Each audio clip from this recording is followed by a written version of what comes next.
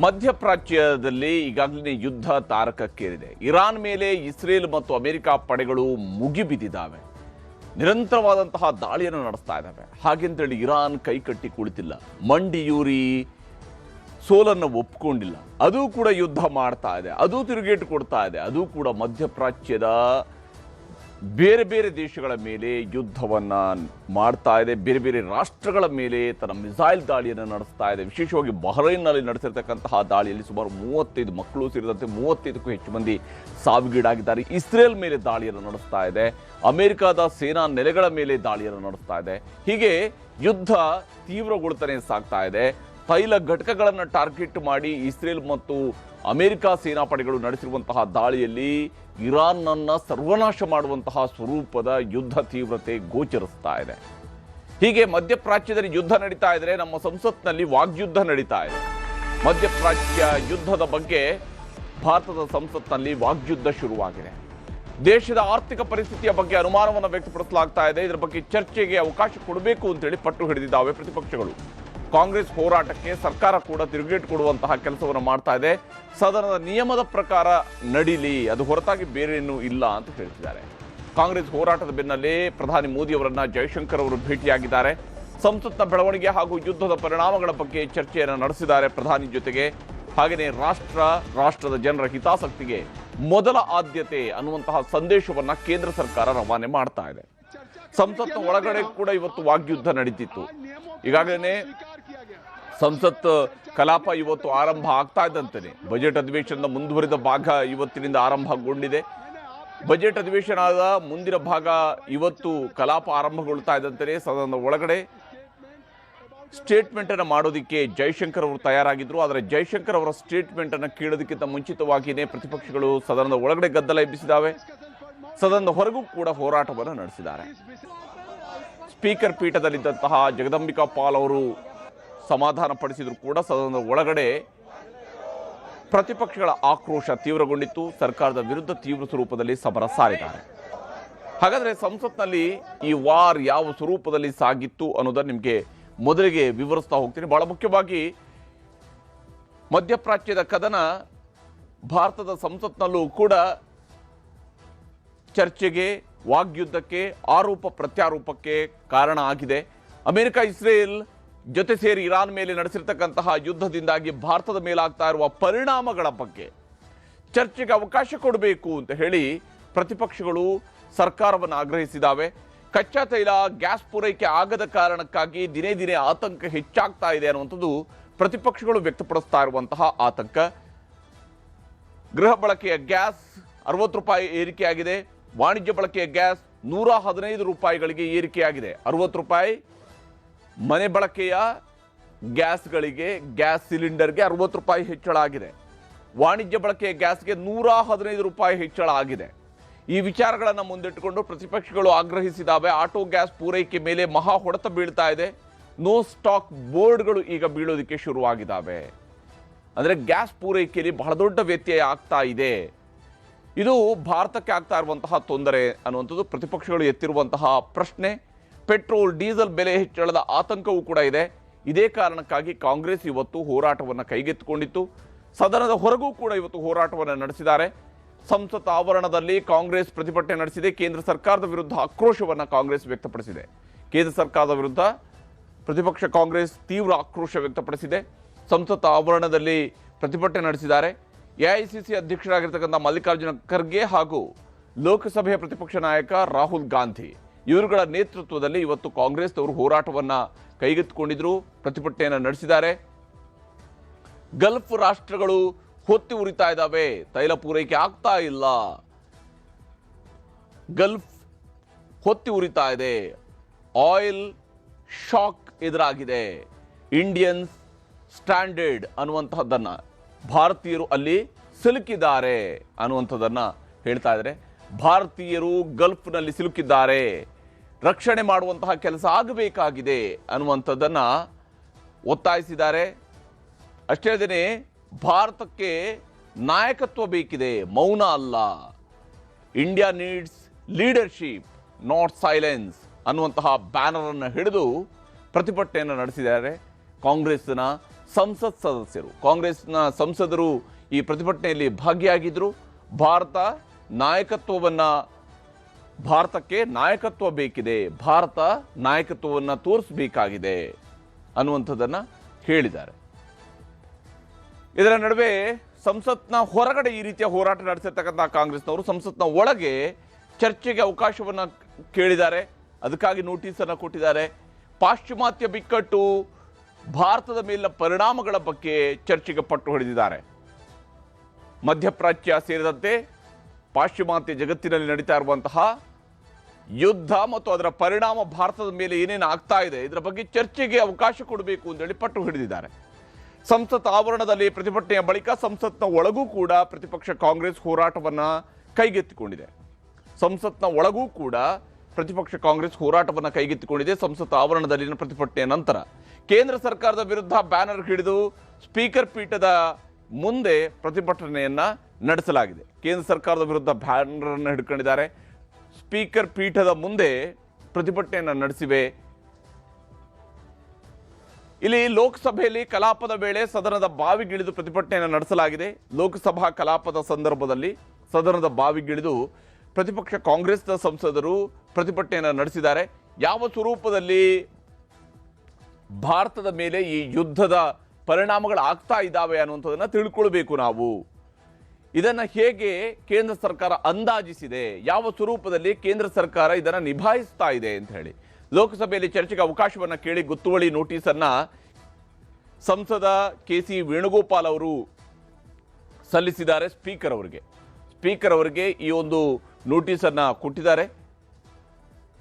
ಸಾರ್ವಜನಿಕರ ಹಿತದೃಷ್ಟಿಯಿಂದ ತುರ್ತು ಚರ್ಚೆಗೆ ಅವಕಾಶವನ್ನು ಕೇಳಿ ನೋಟಿಸನ್ನು ನೀಡಲಾಗಿದೆ. ನಮಗೆ ತ್ವರಿತಗತಿಯಲ್ಲಿ ಈ ನೋಟಿಸನ್ನು ಪರಿಗಣಿಸಿ ಚರ್ಚೆಗೆ ಅವಕಾಶವನ್ನು ಕಲ್ಪಿಸಬೇಕು. ಸಾರ್ವಜನಿಕರ ಹಿತದೃಷ್ಟಿಯಿಂದ ಇದು ಬಹಳ ಮುಖ್ಯ ಆಗುತ್ತೆ. ಭಾರತದಲ್ಲಿ ಗ್ಯಾಸ್, ಪೆಟ್ರೋಲ್, ಡೀಸೆಲ್, ಈ ಪ್ರತಿಯೊಂದು ತೈಲದ ಬೆಲೆಯ ಕತೆ ಏನಾಗುತ್ತೆ, ಯಾವ ಸ್ವರೂಪದಲ್ಲಿ ಕೇಂದ್ರ ಸರ್ಕಾರ ನಿಭಾಯಿಸ್ತಾ ಇದೆ, ಭಾರತೀಯರು ಆತಂಕ ಪಡಬೇಕಾದ ಅವಶ್ಯಕತೆ ಇಲ್ಲ ಅಂತ ಹೇಳಿದರೆ ಸಾಲದು.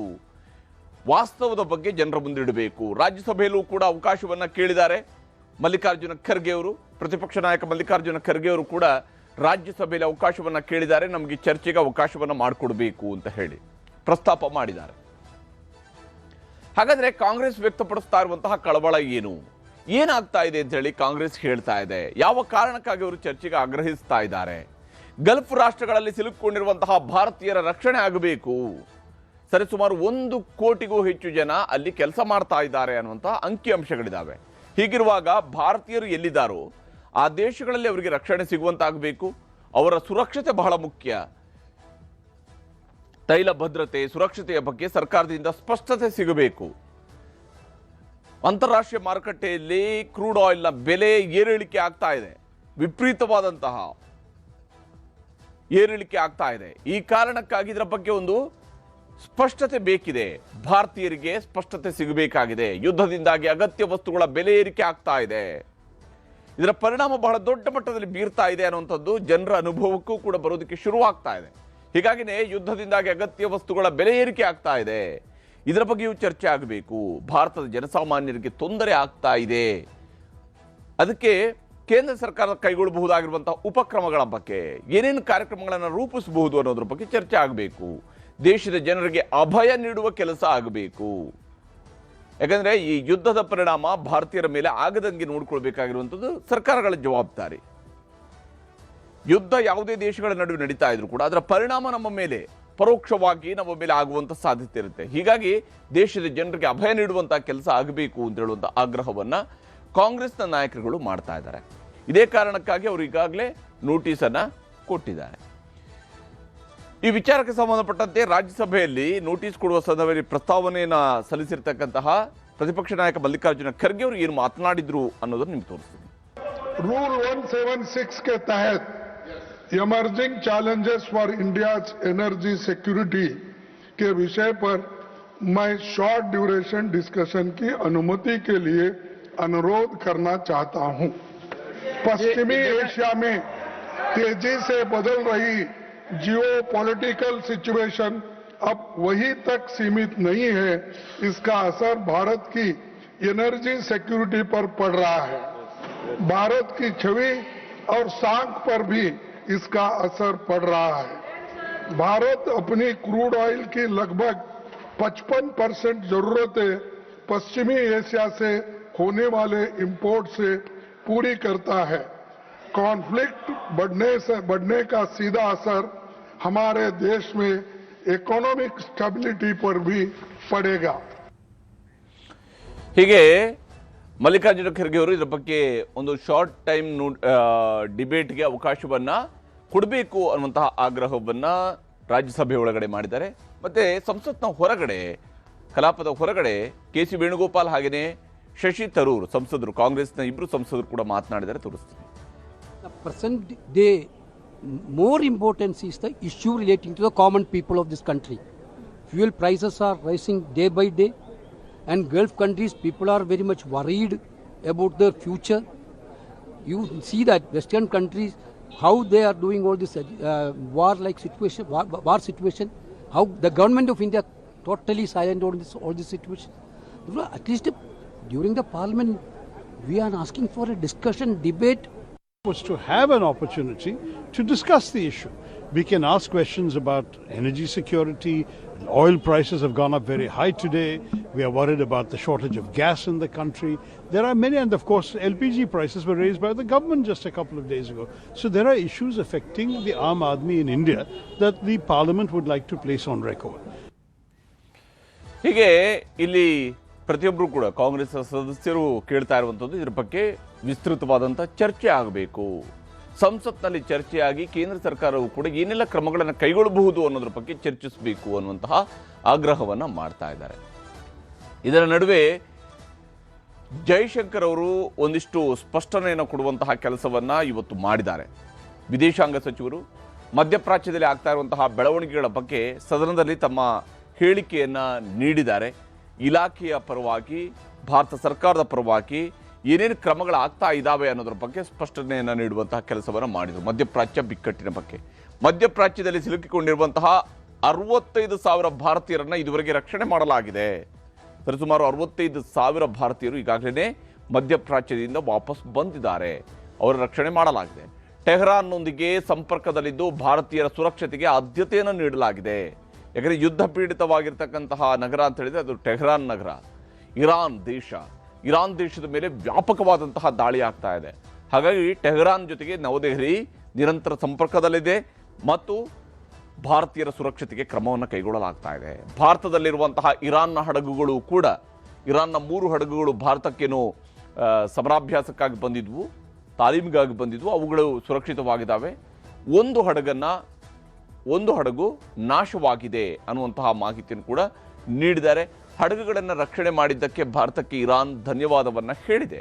ಯಾಕಂದರೆ ಇರಾನ್ನ ಹಡಗುಗಳನ್ನು ಭಾರತ ರಕ್ಷಣೆ ಮಾಡಿದೆ, ಅದಕ್ಕಾಗಿ ಇರಾನ್ ಭಾರತಕ್ಕೆ ಧನ್ಯವಾದವನ್ನು ಕೂಡ ಹೇಳಿದೆ. 2 ಭಾರತೀಯರು ಸಾವಿಗೀಡಾಗಿದ್ದಾರೆ, 1 ಕಣ್ಮರೆಯಾಗಿದ್ದಾರೆ. ಈ ಯುದ್ಧದ ಸಂದರ್ಭದಲ್ಲಿ 2 ಭಾರತೀಯರು ಸಾವಿಗೀಡಾಗಿದ್ದಾರೆ, 1 ಕಣ್ಮರೆಯಾಗಿದ್ದಾರೆ. ಇರಾನ್ನೊಂದಿಗೆ ಈ ಸಂದರ್ಭದಲ್ಲಿ ಯಾವುದೇ ಸಂಪರ್ಕ ಸಾಧ್ಯ ಆಗ್ತಾ ಇಲ್ಲ. ಅಂದರೆ ನೇರವಾಗಿ ಇರಾನ್ನ ಜೊತೆಗಿನ ಸಂಪರ್ಕವನ್ನು, ಅಂದರೆ ಅದು ವಾಯುಮಾರ್ಗದ ಮೂಲಕವಾಗಿ ಹೋಗಿ ಬರಬಹುದಾಗಿರ್ತಕ್ಕಂಥ ಯಾವುದೇ ಸಂಪರ್ಕಗಳು ಕೂಡ ಇರಾನ್ ಜೊತೆಗೆ ಇವಾಗ ಇಲ್ಲ. ಹೀಗಾಗಿ ಯಾವುದೇ ಸಂಪರ್ಕ ಸಾಧ್ಯ ಆಗ್ತಾ ಇಲ್ಲ ಇರಾನ್ ಜೊತೆಗೆ ಅನ್ನುವಂಥದ್ದು.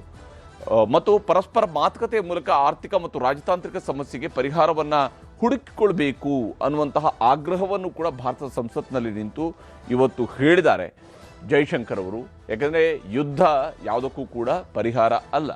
ತೈಲ ಪೂರೈಕೆ ಬೆಲೆ ಏರಿಕೆ ಬಗ್ಗೆ ದೇಶದ ಜನರು ಆತಂಕ ಪಡಬೇಕಾಗಿಲ್ಲ ಅಂತ ಹೇಳಿ ಭಾರತದ ವಿದೇಶಾಂಗ ಸಚಿವರು ಭರವಸೆಯನ್ನು ನೀಡಿದ್ದಾರೆ. ಭಾರತೀಯರು ತೈಲ ಬೆಲೆಯ ವಿಚಾರದಲ್ಲಿ ಆಗಲಿ, ತೈಲದ ಪೂರೈಕೆ ವಿಚಾರದಲ್ಲಾಗಲಿ ಯಾವುದೇ ರೀತಿಯಂತ ಆತಂಕ ಪಡಬೇಕಾಗಿಲ್ಲ ಅನ್ನುವಂತಹ ಅಂಶವನ್ನು ಉಲ್ಲೇಖ ಮಾಡಿದ್ದಾರೆ. ಸದನದಲ್ಲಿ ಏನೇನು ನಡೆದಿದೆ ಅನ್ನೋದು ನಿಮ್ಗೆ ತೋರಿಸ್ತೀನಿ. That negatively impacts peace and security in the world is deeply troubling. This ongoing conflict is an issue of particular concern for India. We are a neighboring region and understandably have obvious stakes in West Asia remaining stable and peaceful. There are almost 1 crore Indian citizens who live and work in the Gulf nations. In Iran too, there are a few thousand Indians who are there for study and employment. The opposition party does not understand the basic ethics of this house, the rules of this house. They don't understand the values of the constitution. ये क्या चाहते हैं? आप लोग क्या एक परिवार, एक आदमी पूरा देश का महाराजा है क्या? इस देश में संविधान है, इस सदन में रूल है। आप लोग अपना ही दिया वाला रूल को नहीं मानते हैं। आप जो ये हरकत कर रहे हैं, ये इससे क्या भला हो रहा है देश का? और संसद का गरिमा को आप लोगों ने कितना गिराया है? ಹೀಗೆ ಕಾಂಗ್ರೆಸ್ ಅವರು ನಡೆಸಿರುವಂತಹ ಪ್ರತಿಭಟನೆಯ ಬಗ್ಗೆ ಕಿರಣ್ ರಿಜಿಜು ಅವರು ಆಕ್ರೋಶವನ್ನು ವ್ಯಕ್ತಪಡಿಸಿದ್ದಾರೆ. ಇದು ಒಬ್ಬ ವ್ಯಕ್ತಿ ಒಬ್ಬರನ್ನು ನೀವು ಮಹಾರಾಜರು ತಿಳ್ಕೊಂಡ ರೀತಿಯಲ್ಲಿ ವರ್ತಿಸ್ತಾ ಇದೆ, ಅದು ಸಾಧ್ಯ ಇಲ್ಲ. ಇಲ್ಲಿ ದೇಶದ ಸಂಸತ್ತಿಗೆ ನೀವು ಅವಮಾನವನ್ನು ಮಾಡ್ತಾ ಇದ್ದೀರಿ ಅಂತೇಳಿ ಕಾಂಗ್ರೆಸ್ನ ಮೇಲೆ ಹೇಳ್ತಾರೆ. ಆದರೆ ಅವಮಾನ ಮತ್ತು ಸಮ್ಮಾನ ಎರಡೂ ಕೂಡ ಸದನದ ಒಳಗಡೆ ನಡೀಬೇಕಾಗಿರುವಂತಹ ಚರ್ಚೆಗಳ ಆಧಾರದ ಮೇಲೂ ಕೂಡ ನಿರ್ಧಾರ ಆಗಬೇಕಾಗುತ್ತೆ. ಸಂಸತ್ನ ಒಳಗಡೆ ಎಷ್ಟು ಮಟ್ಟಿಗೆ ಇದರ ಬಗ್ಗೆ ಚರ್ಚೆ ಆಗತ್ತೆ ಅನ್ನೋದು ಕೂಡ ಅಷ್ಟೇ ಮುಖ್ಯ. ಮಧ್ಯಪ್ರಾಚ್ಯದ ಯುದ್ಧದ ಪರಿಣಾಮಗಳ ಬಗ್ಗೆ ಚರ್ಚೆ ಆಗತ್ತಾ, ಭಾರತೀಯರಿಗೆ ಯಾವ ರೀತಿಯಂತಹ ಭರವಸೆಯನ್ನು ಸರ್ಕಾರಗಳು ಕೊಡ್ತವೆ ಅನ್ನೋದನ್ನು ಕೂಡ ನೋಡಬೇಕಾಗಿರುತ್ತದೆ.